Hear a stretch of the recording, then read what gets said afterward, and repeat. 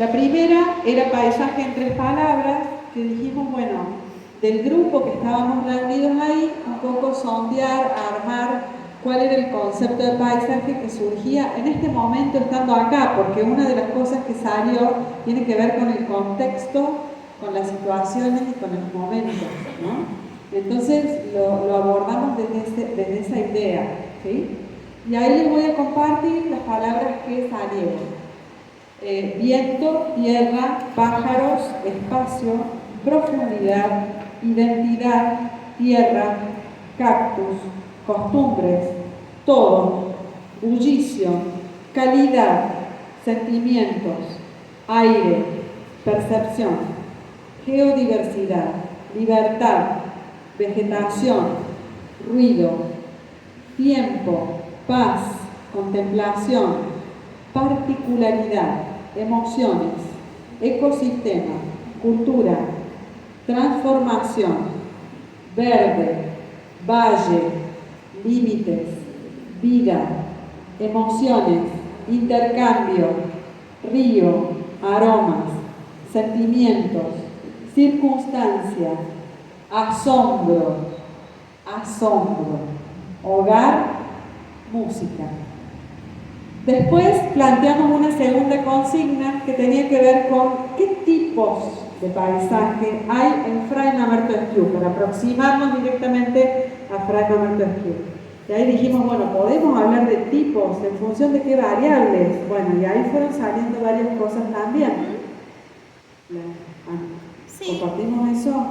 Sí, vos querés los tipos de paisaje. Sí. Lo que surgió cuando empezamos a hablar de los tipos de paisaje es que dependía también de las...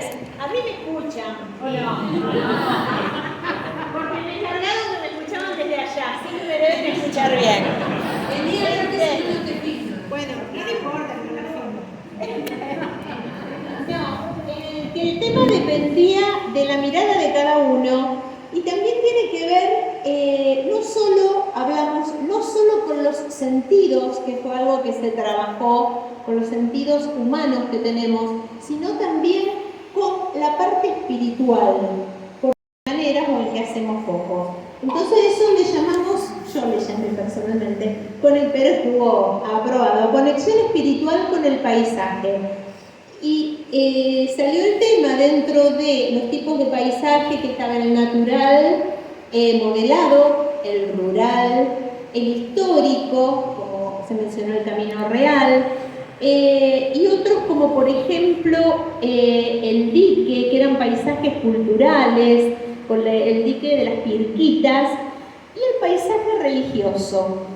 Y dentro del paisaje religioso, que es muy importante y que después lo vamos a ver en el mapa, esto de que tienen festividades muy arraigadas en la zona. Y por ejemplo, una cosa muy interesante que es que suelen colocar imágenes de la Virgen del Valle en zonas elevadas, que son las en donde las culturas indígenas hacían sus ofrendas. Entonces, ¿cómo es esa vinculación? Volvemos a eso, del espíritu, tanto de los ancestros como de quienes habitan hoy este paisaje. Ya te lo paso nuevo. Y la tercera era como el disparador para iniciar este ejercicio de mapeo, que en realidad lo tomamos como un inicio en esto del compartir, de interactuar, que en realidad el grupo de Catamarca viene trabajando, por suerte con apoyo del municipio, por suerte con apoyo de la universidad. Entonces, bueno, dijimos, a partir de esta idea de interpretar el paisaje, entenderlo, meternos un poquito en conocer cómo es este paisaje y compartir algunas ideas en esta valoración, bueno, planteamos qué paisaje tenemos y qué paisaje queremos, y con esa consigna fuimos armando el mapeo que pueden ver ahí en la ventana. Que lo que nosotros veíamos por ahí es que con los iconos podíamos registrar cosas que con esta idea de uso o ¿cómo era? Abuso. ¿Qué decíamos?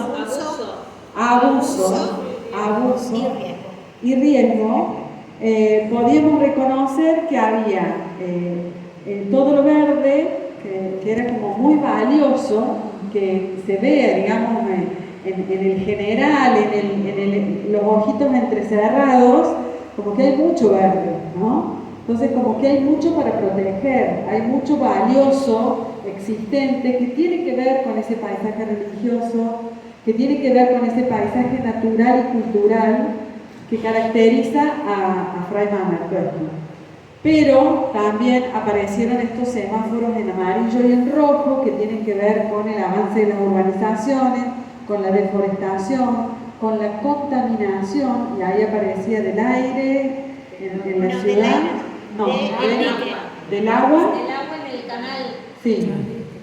Entonces, bueno, como que fuimos ubicando con la ayuda de la gente de Fray Mamerto y de Catamarca, un poquito dónde se encontraban todas estas cosas y algunas cosas que están surgiendo que son bastante nuevas, como el tema del trekking, como el tema de las bicicletas, que ahí nos explicaban de que había como dos tipos de uso con las bicicletas, que había por un lado la bicicleta como transporte, que mucha gente de acá la utiliza para ir de un punto a otro, incluso por uno de los recorridos, y el otro que tiene un carácter más deportivo, ¿no? Entonces donde se veía más el recorrido más deportivo.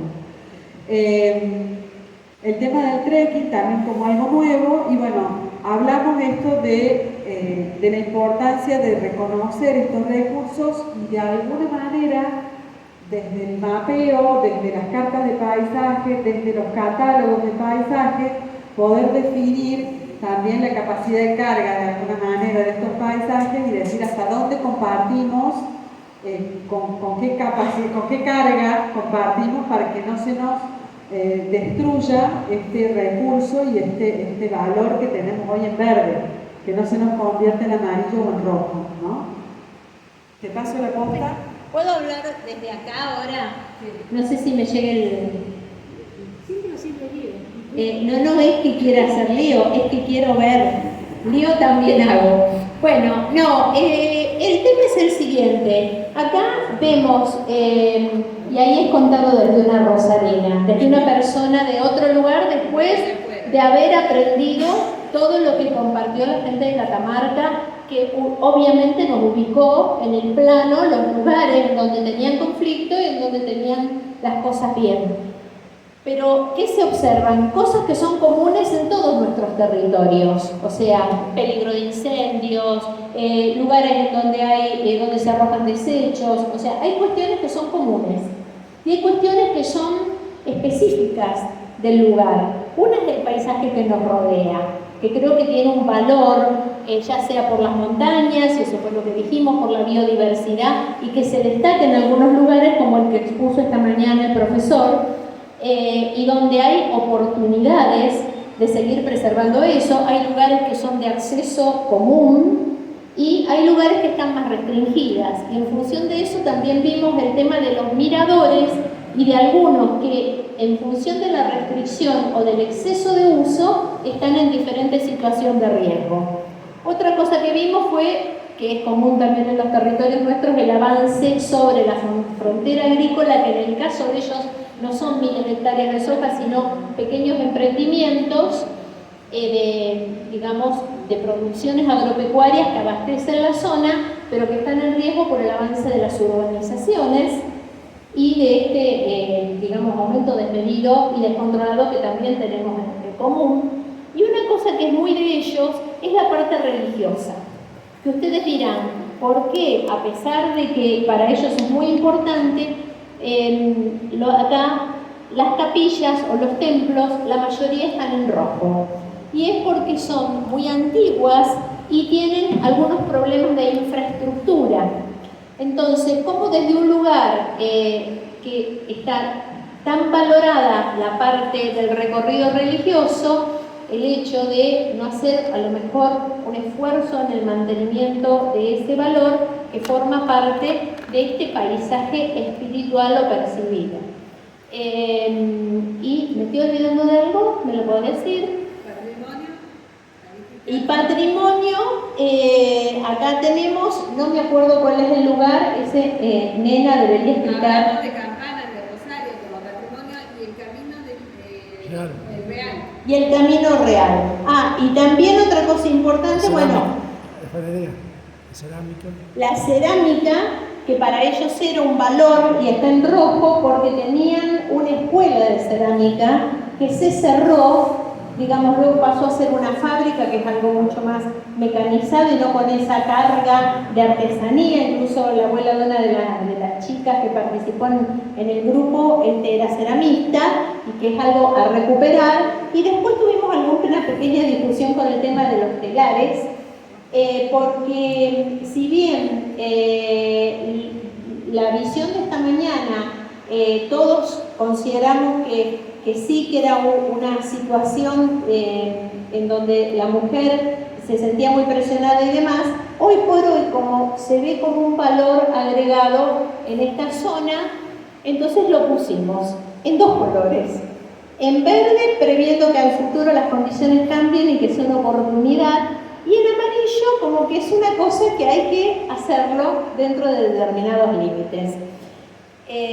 Y voy a contar, porque no lo puedo evitar, el tema, es como con los árboles, el tema de una de las parroquias, que había escuchado otra versión, que en la parte posterior tiene una manzana, que es un lugar que lo tiene la parroquia desocupado. Pero ¿qué ocurre? Que aparentemente ese lugar no se ocupa y habría que protegerlo porque el desvío del transporte público en un momento por detrás de la parroquia, como es tan antigua, producía movimientos de cimientos y corría riesgo de derrumbe. Es por eso que el párroco se oponía.